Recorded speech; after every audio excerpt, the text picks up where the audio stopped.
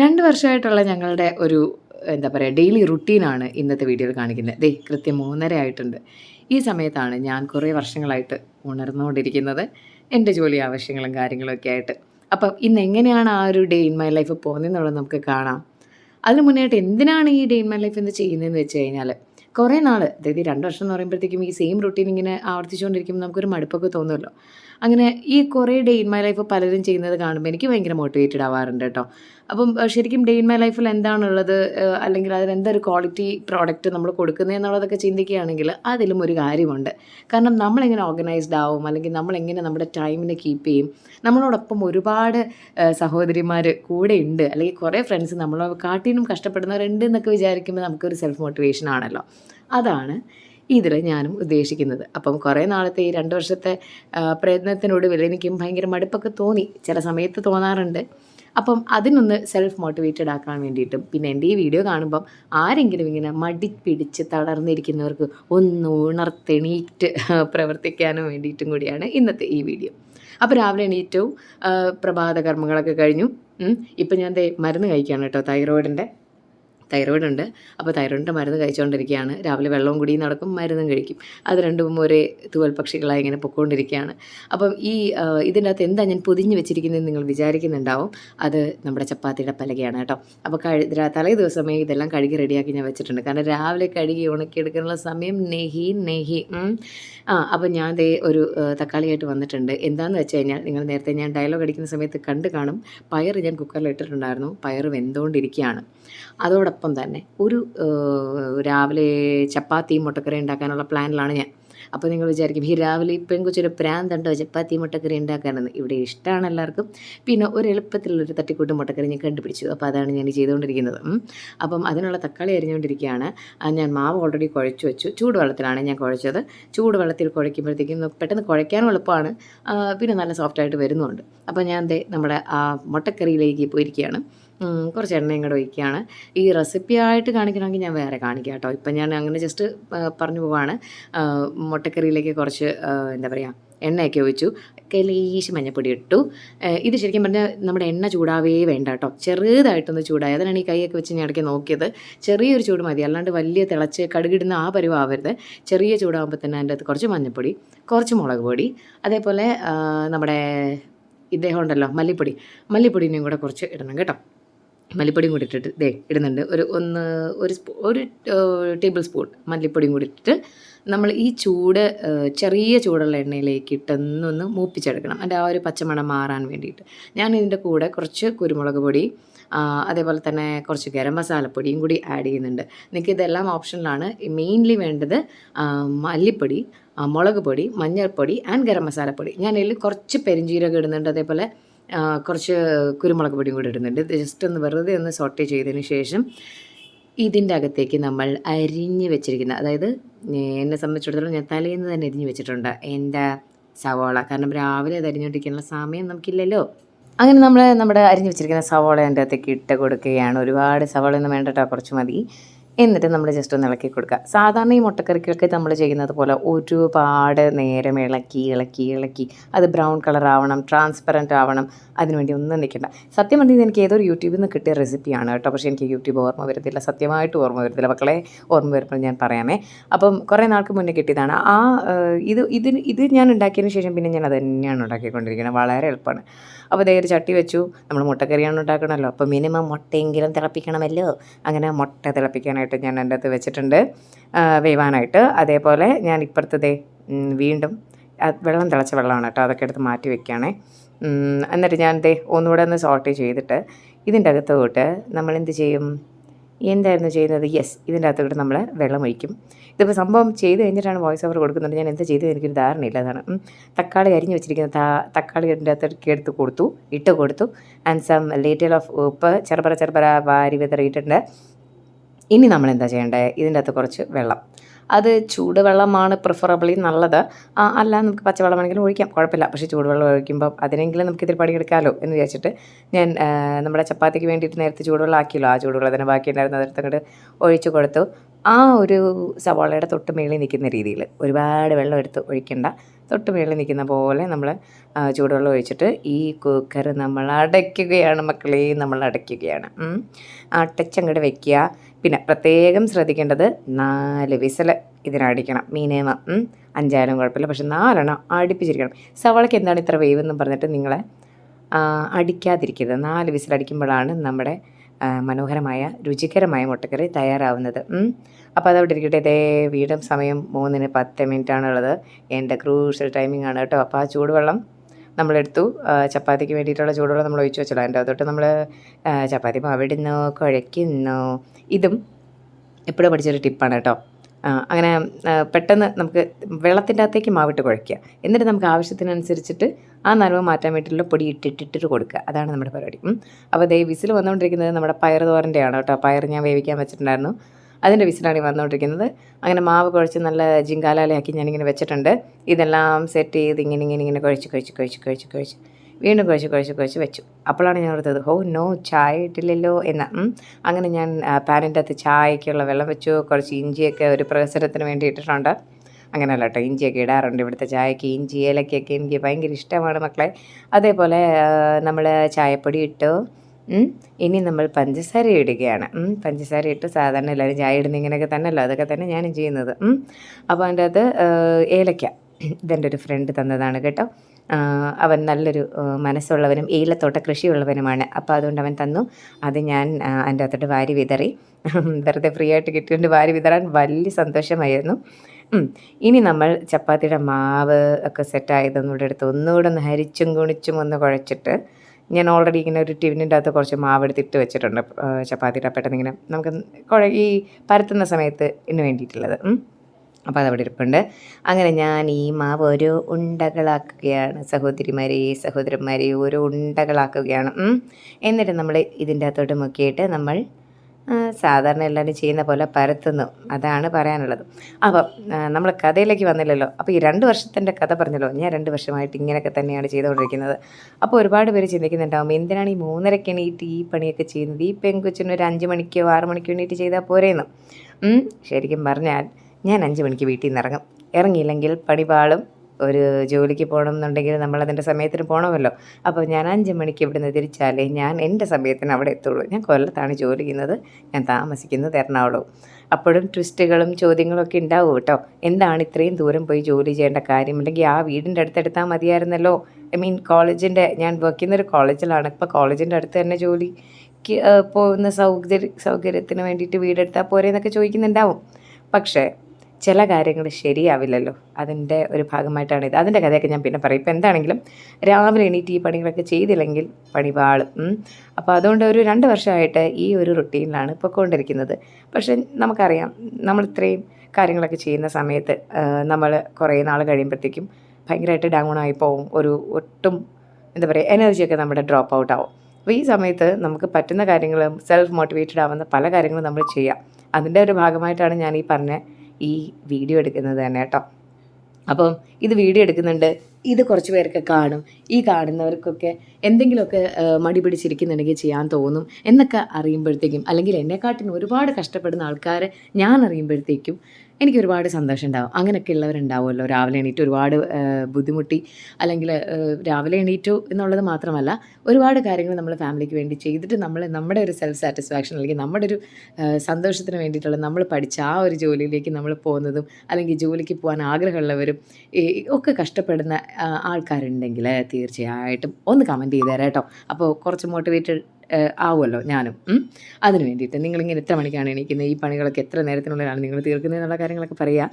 അപ്പം കുറച്ച് സാധനങ്ങളൊക്കെ ഞാനപ്പോൾ കഴുകി വെക്കാറുണ്ട്. എല്ലാ പാത്രങ്ങളൊന്നും കഴുകി വെക്കാൻ പറ്റില്ല. ഇപ്പോൾ ഈ ഗ്യാപ്പ് കിട്ടുന്ന സമയത്തുള്ള പാത്രങ്ങളും അങ്ങനത്തെ സാധനങ്ങളൊക്കെ ഞാൻ കഴുകി വയ്ക്കും. ബാക്കി ഞാൻ അവിടെ ഇട്ടേക്കും എൻ്റെ ചേട്ടന് കഴുകി സന്തോഷിക്കാൻ വേണ്ടിയിട്ട്. അപ്പം ചേട്ടായി നല്ല സഹായമാണ് കേട്ടോ. ഏട്ടൻ നന്നായിട്ട് ഹെൽപ്പ് ചെയ്യും എന്നെ. അല്ലാണ്ട് ഒരു എന്താ പറയുക, ഞാൻ ഇതെല്ലാം പെണ്ണുങ്ങളുടെ ജോലിയാണെന്ന് പറഞ്ഞ് അങ്ങനെ മാറ്റി വയ്ക്കുന്ന ഒരാളൊന്നുമല്ല. വളരെ എന്താ പറയുക, എന്നെക്കാട്ടിനും സ്ത്രീ സ്വാതന്ത്ര്യത്തെക്കുറിച്ചൊക്കെ സംസാരിക്കുന്ന ആളാണ് പുള്ളിക്കാരൻ. അപ്പോൾ അതുകൊണ്ട് പുള്ളി നന്നായിട്ട് എന്നെ ഹെൽപ്പ് ചെയ്യാറുണ്ട്. അപ്പോൾ ഞാനിപ്പോൾ ദേ ചെയ്യുന്നത്, ചോറ് തലേ ദിവസം തെർമൽ കുക്കറിൽ വെക്കുന്നതാണ്. അതെടുത്ത് ഒന്നുകൂടെ തിളപ്പിച്ചിട്ട് അത് ഊറ്റണം. അതിൻ്റെ കാര്യങ്ങൾ ചെയ്യുന്നുണ്ട്. അതിൻ്റെ ഇടയിൽ കൂടെ ഞാൻ ചപ്പാത്തി പരത്തുന്നുണ്ട്, കൈ തുടയ്ക്കുന്നുണ്ട്, അങ്ങോട്ടും ഇങ്ങോട്ടും നടക്കുന്നുണ്ട്, എന്താണ്ടൊക്കെയോ ഞാൻ ചെയ്യുന്നുണ്ട് രാവിലെ. എന്തൊക്കെയാണെങ്കിലും ഈ 4:30, 4:45 നമുക്ക് സോറി 4:45 4:00-4:30 ആകുമ്പോൾ മാക്സിമം 4:45 ആകുമ്പോഴത്തേക്കും ഉള്ളിൽ നമ്മൾ അടുക്കളയിൽ നിന്ന് ഇറങ്ങിയില്ലെങ്കിൽ പണിപാളം ട്രെയിൻ ഞാൻ ഈ രാവിലെ എണീറ്റ് പണി ചെയ്തിട്ട് താമസിച്ചാന്ന് പറഞ്ഞാൽ നിൽക്കില്ലല്ലോ. അങ്ങനെ നമ്മുടെ പയർ രാവിലെ വെച്ചത് വെന്ത് കിട്ടിയിട്ടുണ്ട്. അതിൽ ഞാൻ 2 പച്ചമുളകും കൂടി ഇട്ടിട്ടുണ്ടായിരുന്നു കേട്ടോ. അപ്പോൾ അതിൻ്റെ അകത്തേക്ക് നമ്മൾ അരപ്പൊക്കെ തയ്യാറാക്കി അരപ്പും കൂടി അങ്ങോട്ട് അരച്ചു. ഈ അരപ്പൊന്നും എടുക്കുന്നത് ഞാൻ കാണിച്ചില്ലെന്ന് തോന്നുന്നു. തേങ്ങ, നമ്മുടെ വെളുത്തുള്ളി, അതേപോലെ ജീരകം, മഞ്ഞൾപ്പൊടി, ഇതൊക്കെയാണ് അരപ്പിലുള്ളത്. ലേശം ഉപ്പും കൂടി ഇട്ടിട്ടുണ്ട്, അരച്ചതും കൂടി ഇട്ടു. പിന്നെ അവസാനം കുറച്ച് പച്ച വെളിച്ചെണ്ണയും കൂടെ ഒഴിച്ച് കഴിഞ്ഞപ്പോൾ നമ്മുടെ പയർ തോരൻ റെഡിയായി കഴിഞ്ഞിരിക്കുന്നു.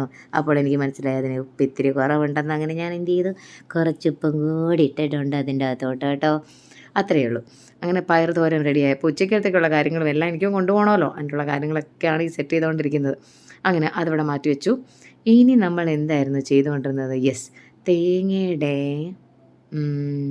ഓഹോ നോ അയ്യോ, ശരിക്കും ഞാൻ അരപ്പിൻ്റെ എടുത്തിട്ടുണ്ടായിരുന്നു കേട്ടോ, അരച്ചതൊക്കെ. പക്ഷെ അത് എഡിറ്റ് ചെയ്ത് വന്നപ്പോൾ അങ്ങോട്ടും ഇങ്ങോട്ടൊന്ന് മാറിപ്പോയതിൻ്റെ ഒരു പ്രശ്നമാണ് കേട്ടോ. അപ്പോൾ അതേ അരപ്പിൻ്റെ അകത്തേക്ക് അരപ്പിന് വേണ്ടിയിട്ടുള്ള സാധനങ്ങൾ തേങ്ങ, ജീരകം, മഞ്ഞൾപ്പൊടി, അതേപോലെ ആദ്യം തന്നെ ഞാൻ വെളുത്തുള്ളി ഇട്ടിട്ടുണ്ടായിരുന്നു 2 അല്ലി. ഇതെല്ലാം കൂടി ജസ്റ്റ് ഒന്ന് ക്രഷ് ചെയ്തെടുത്തിട്ടുണ്ട്. ആൻഡ് ഇതെല്ലാം കൂടി നമ്മുടെ ഈ വെന്ത പയറിലേക്ക് ഇട്ട് കൊടുത്തിട്ട് ജസ്റ്റ് ഒന്ന് ഇളക്കി കൊടുക്കുക. അപ്പോഴത്തേക്കും അതിൻ്റെ കാര്യത്തിലൊരു തീരുമാനവും. വേറെ ഒന്നും വേണ്ട.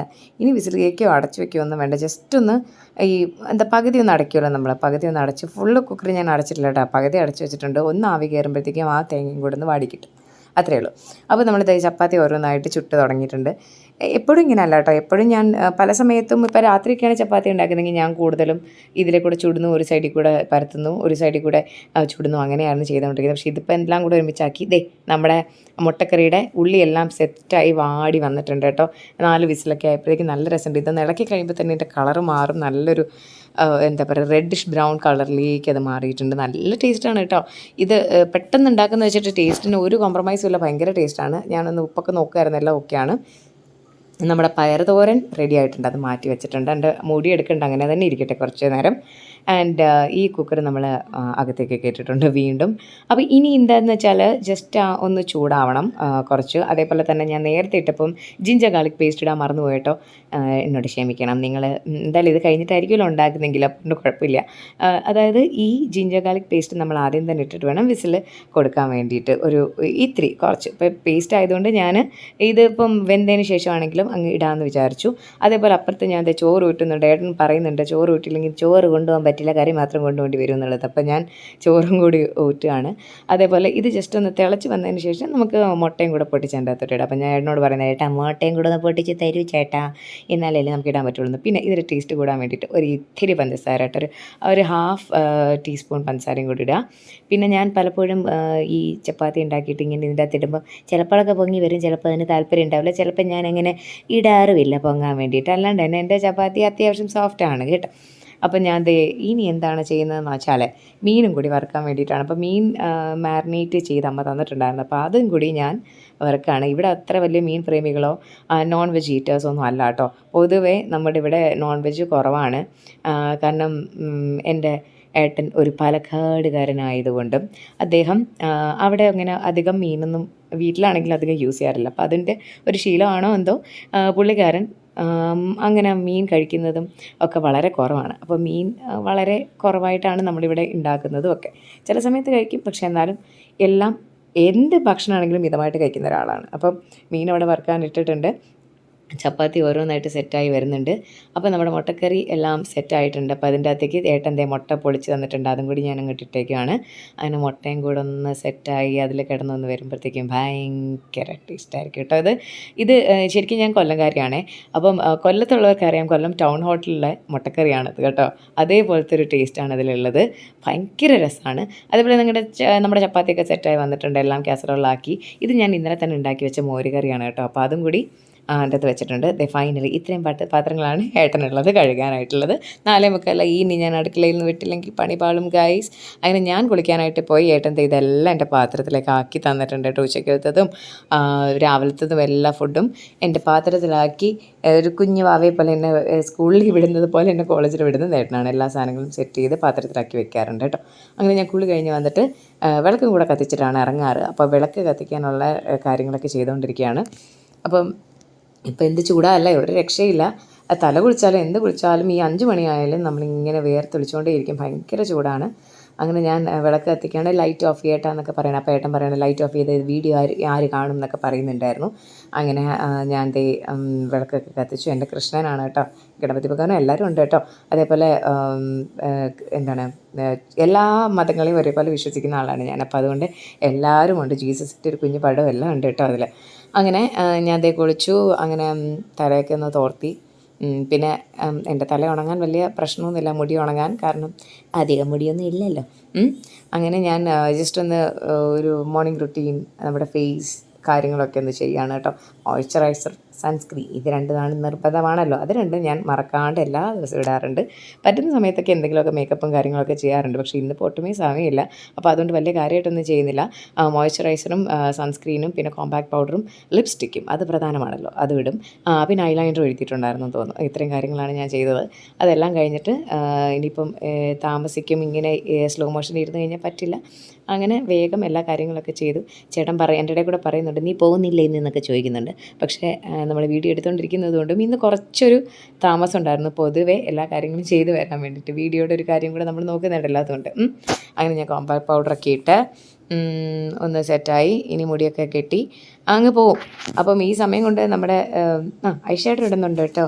ഐഷാഡോ ഇടാതെ എന്താഘോഷം, അതൊക്കെ ഇടാം ഞാൻ കേട്ടോ. എത്ര സമയമില്ലെങ്കിലും എൻ്റെ ഒരു സന്തോഷത്തിന് വേണ്ടിയിട്ടുള്ള കാര്യങ്ങളൊക്കെ ഞാൻ ചെയ്യും കേട്ടോ. ഇപ്പോൾ ഇതാണ് നമ്മുടെ കുട്ടി, നമ്മുടെ മോൾ. അപ്പോൾ മോൾ കിടന്ന് ഉറങ്ങുമായിരിക്കും. ആ സമയത്ത് അവളെയും കൂടെ എടുത്തുകൊണ്ടാണ് പോകുന്നത്. ഞങ്ങൾ 11th ഫ്ലോറിലാണ് കേട്ടോ. അപ്പം അതിൽ നിന്ന് മോളെയും കൂടെ എടുത്തിട്ടാണ് രാവിലെ പോകുക. കുറച്ച് നാളൊക്കെ അവൾ തന്നെ കിടക്കുമായിരിക്കും. ഞങ്ങൾ ഫ്ലാറ്റിലാണ്. അപ്പം കുറച്ച് നാളൊക്കെ അവൾ കിടക്കുമായിരുന്നു. ഒരു ഫോൺ അവളുടെ കയ്യിൽ വെച്ച് അവൾ വിളിക്കുമായിരുന്നു. പിന്നെ ആ ദിവസം അവൾ വിളിയായി തുടങ്ങി, അച്ഛയിപ്പോൾ വരും, അച്ഛയിപ്പോൾ വരും. അങ്ങനെ പിന്നെ അവസാനം വേണ്ടാന്ന് വിചാരിച്ചു അവളെയും കൂടെ എടുത്തിട്ടാണ് ഇപ്പോൾ പോകുന്നത്. കാരണം ഞങ്ങൾ ഇറങ്ങുന്ന സമയത്ത് കൃത്യം അച്ഛാ അമ്മ നമ്മൾ വിളിക്കാറുണ്ട്. അപ്പോൾ കുട്ടി അവൾ വലുതായി. ഇപ്പം ശരിക്കും പറഞ്ഞാൽ തന്നെ കിടക്കാം. എന്നാലും നമ്മളുടെ മനസ്സിൽ കുഞ്ഞുങ്ങൾ എപ്പോഴും കുഞ്ഞുങ്ങളാണല്ലോ. അപ്പം ഞാൻ വേണ്ടാന്ന് പറഞ്ഞിട്ട് ഏട്ടനും ഒരു വിഷമാണ്. അങ്ങനെ പിന്നെ എടുത്തുകൊണ്ടാണ് നമ്മൾ പോകുന്നത്. അങ്ങനെ ഞാൻ ഒരുങ്ങി റെഡിയായി വന്ന മക്കളെ. അങ്ങനെ ഞങ്ങൾ പറപ്പിച്ച് പോവുകയാണ്. കാരണം 5 മണി കഴിഞ്ഞു, 5:05 5 മണിക്ക് ഇറങ്ങേണ്ടതായിരുന്നു. പിന്നെ സാരില്ല, വീഡിയോ ഒക്കെ എടുക്കില്ല, 5 മിനിറ്റും കൂടെ ഒക്കെ താമസിക്കാം. അങ്ങനെ ഞാൻ എത്തി, എന്നെ കൊണ്ട് എത്തിച്ചു ചേട്ടൻ. അങ്ങനെ ഞാൻ എറണാകുളം റെയിൽവേ സ്റ്റേഷനിലേക്ക് കയറുകയാണ് കേട്ടോ. അപ്പോൾ ബാക്കിലൊരു വഴിയുണ്ട്, അതിൽ കൂടെ പോകുന്നത്. അപ്പോൾ പെട്ടെന്ന് എത്തും. അങ്ങനെയാണ് പോകുന്നത്. അപ്പോൾ ഇത്രയും സ്പീഡിൽ എന്നെ കൊണ്ടെത്തിക്കുന്നത് ചേട്ടനാണ് കേട്ടോ. എന്ന് വെച്ചാൽ ഓവർ സ്പീഡ് എന്നല്ല, പക്ഷേ എങ്ങനെയാണെങ്കിലും എത്ര ലേറ്റായിട്ട് ഇറങ്ങിയാലും എന്നെ വഴക്ക് പറയാറില്ല. എന്നെ അവിടെ കൊണ്ടെത്തിക്കാറുണ്ട്. അങ്ങനെ റെയിൽവേ സ്റ്റേഷനിലെത്തി. ഇങ്ങനെ ഇടനാഴികളിൽ കൂടെ ഞാൻ നടന്ന് പോവുകയാണ് കേട്ടോ. അങ്ങനെ ഇവിടെ എത്തിപ്പെട്ടല്ലോ. അപ്പോൾ ട്രെയിൻ അനൗൺസ് ചെയ്ത് കുറച്ച് 10 മിനിറ്റ് എന്തോ ലേറ്റായിരുന്നു.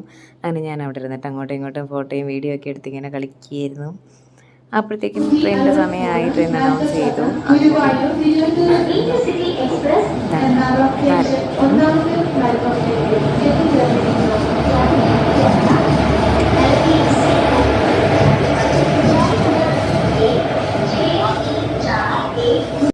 അങ്ങനെ ഈ പ്രഭാതം ഇങ്ങനെ ഉണർന്ന് കാണുന്നത് നല്ല രസമാണ് കേട്ടോ. കുറച്ച് കാവ്യാത്മകമായിട്ടൊക്കെ പറയാൻ നോക്കിയത് നടന്നില്ല. അതായത് രാവിലെ ഉണർന്ന് വരുമ്പോഴേക്കും നമ്മളൊരു 3-4 ജില്ലകൾ കടന്നിട്ടുണ്ടാവും. എന്നിട്ടാണല്ലോ കൊല്ലം എത്തുന്നത്. സൈഡ് സീറ്റ് കിട്ടിയില്ല. സൈഡ് സീറ്റ് കിട്ടിയാൽ നല്ല രസമാണ് കേട്ടോ. ഇതൊക്കെ കണ്ടുകൊണ്ടിരിക്കാനും ഉറങ്ങാനും പറ്റും. പക്ഷേ കിട്ടിയില്ല ഭാഗ്യവശാൽ. അങ്ങനെ കൊല്ലം ജംഗ്ഷനിൽ 8:10 ആയപ്പോഴത്തേക്ക് ഞാൻ എത്തി. ഇതാണ് എൻ്റെ സാരഥി കേട്ടോ. ഞങ്ങൾ ഒരുമിച്ചാണ് നടന്ന് വരാറ്. ഇതിപ്പോൾ വൈകിട്ടത്തെ വിഷയമാണ് കേട്ടോ. വൈകിട്ട് ഓട്ടോ ഇല്ല, കാരണം എനിക്ക് വയ്യ നടക്കാൻ ചൂടത്ത്.